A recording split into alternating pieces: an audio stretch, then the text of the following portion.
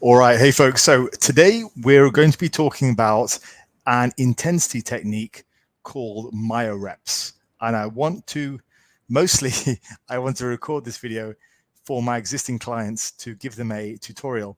But also I figured it'd be good for you guys who are watching on YouTube, and it'll give you an idea of how to use MyoReps, what Myorep Match is, and all about these techniques that I use with my clients for a hypertrophy focus. So let's get into it.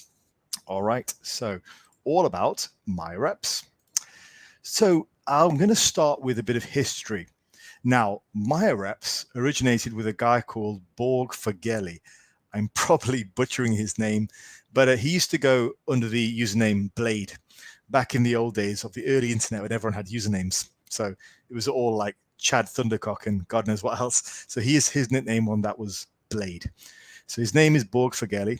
Eventually, like most of us, he kind of dropped the username and he came out with his real name, and he was a good personal trainer and all that stuff.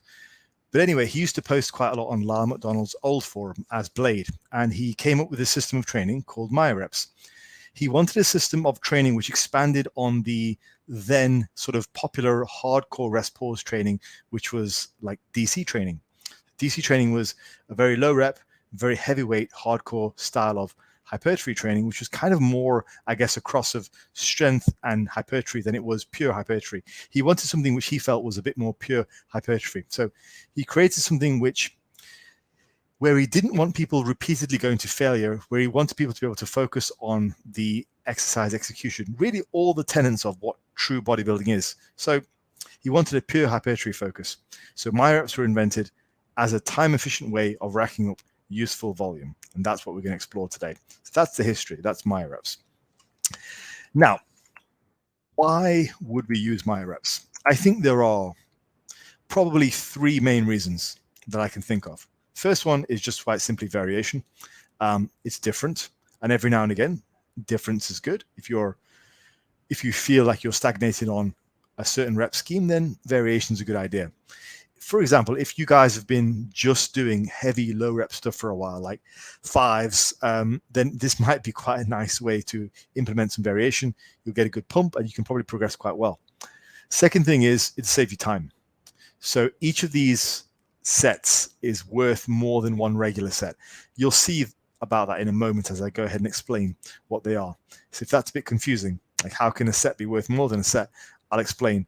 But in general, it allows you to save time. It gets you more bang for your buck. And thirdly, you can add volume on a time-limited schedule. So if you are looking to increase volume, but you don't want to spend any more time, then this is also a way of doing that. And that's quite a popular thing. So if you're using a escalating volume approach where you increase volume over the course of a mesocycle, this is not a bad way of doing that.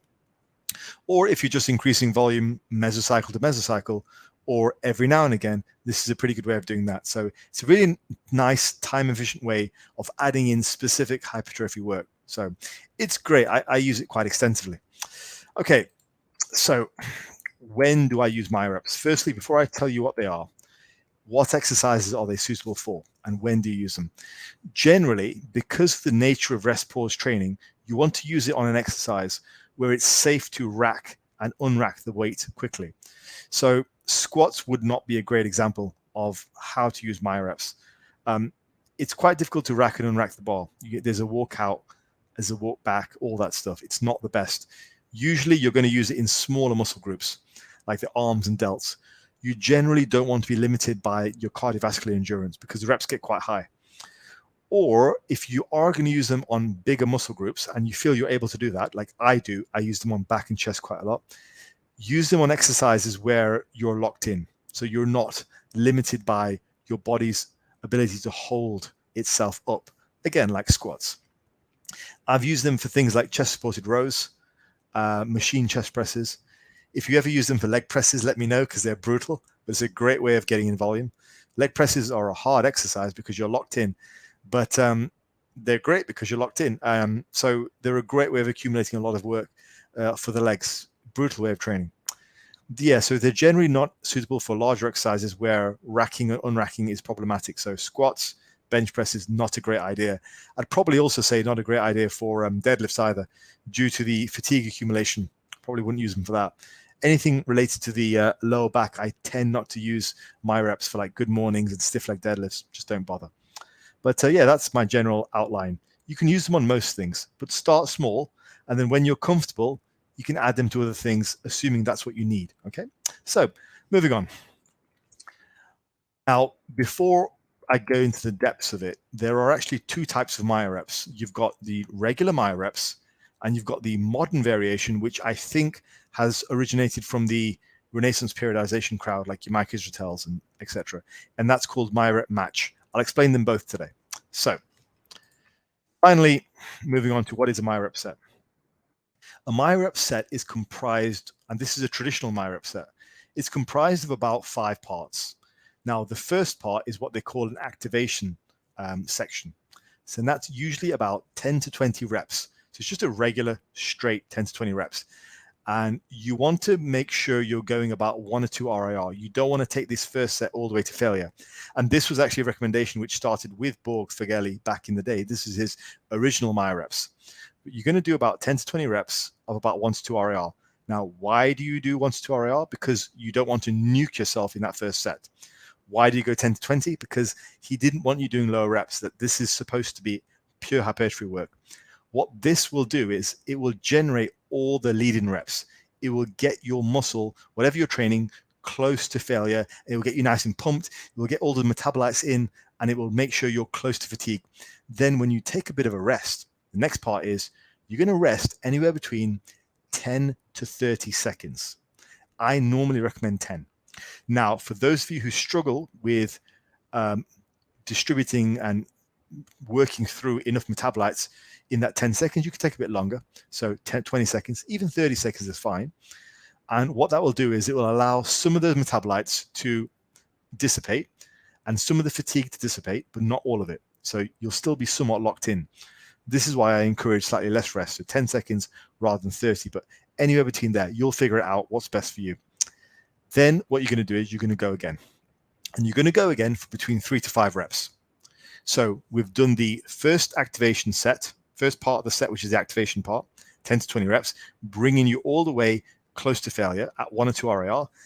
Then you're going to do a short rest of 10 to 30 seconds, followed by going again for 3 to 5 reps. Now, steps 2 and 3, the rest and the mini set, you'll repeat that a further 4 times. So you'll get about 5 more. After the first initial set, you'll get about 5 mini parts. So altogether, you're doing a set, and then you're following that up with a number of additional mini sets. Okay. So what that looks like, to visualize it, it looks like this. You'll start with, let's say we're doing overhead cable extensions, right? It's a nice exercise for what we're doing here. You'll start with a leading set of 16. Great. Then you'll go 5, 5, 3, 2, pretty much petered out at that point. That's a pretty much perfect set.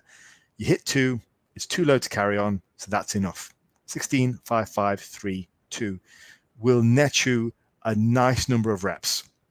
All of these mini sets are supposed to be 1 or 2 RIR, so you're not supposed to be going to failure. And this amount of work, so that's a lot of reps there. What is that? 26, 29, 31 reps. Okay, it's a lot of work. This amount of work, it won't feel like one set. So you can't count it as one set. Now, if you want to get my opinion on how to count these sets, because remember, the goal is to accumulate more volume. So to do that, you have to count the number of sets. So how would you go about counting these sets? If you're asking me, I generally feel that each mini set is worth about half a set. Because remember, you've got to the point where you've done all the lead-in reps. These are all effective reps. Like if we think about that effective rep theory, you know, the last 5 reps per set, these are all, if you don't know about that, these are all, in simple terms, these are all hard reps, okay? So you've done all the lead-in reps. These are all hard reps. In fact, we're getting a lot of hard reps. We're getting the hard reps from that first part. Then we're getting 4 more mini sets of all hard reps. So the reality is, it's a pretty brutal way of training. We're getting quite a lot of useful volume here. So it definitely doesn't feel like one set if you do it right. If you want my opinion, I count every mini set as half a set. That's how I work it. So in that above example, we're looking at 1, 2, 3 sets. I would count that as 3 sets. And if you do it right, it will feel like 3 sets. But again, look, there's no hard and fast rule for that. You count it however you want to count it. But I generally wouldn't count it as 1 set because it kind of defeats the purpose. Count it however you want to count it, but that's my suggestion. I would think that every mini set is roughly half a set because it has all the effective reps without the lead in. Add them both together, you're looking at about a set. That's my general opinion. That's how I count it. I guess it really doesn't matter how you count it, just the fact that you do count it with a consistent system so you can build on it over time. It really doesn't matter. But just find a system, use my system if you want, and count it in that way. Okay, so that is a MyoRep set. So it goes on to the next question. What then is a MyoRep match set? So we know what MyoReps is. That is a traditional way that Borg has been teaching for well over 10 years now. So what is a MyoRep match in that case? What is this modern variation?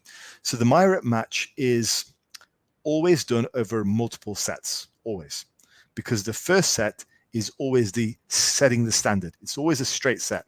The first set always sets the standard for the rest of it. So let's take the example of cable curls. It's another good exercise that I use MyoReps on.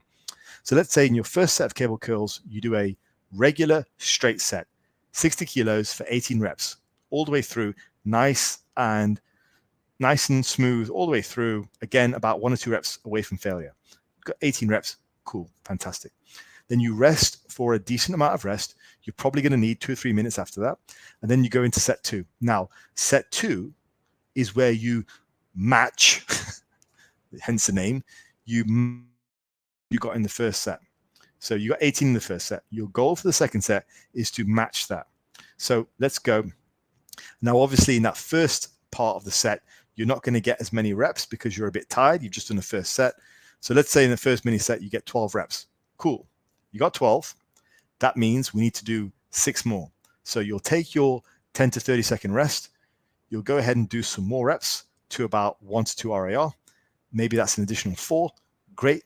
That's 16. Stop there. Take another breath. Take another rest. And then finish off with doing 2. So you got 18. So you got 18 on the first set. That is the standard. In the second set, you did a MyoRep match, and that was also equaling 18.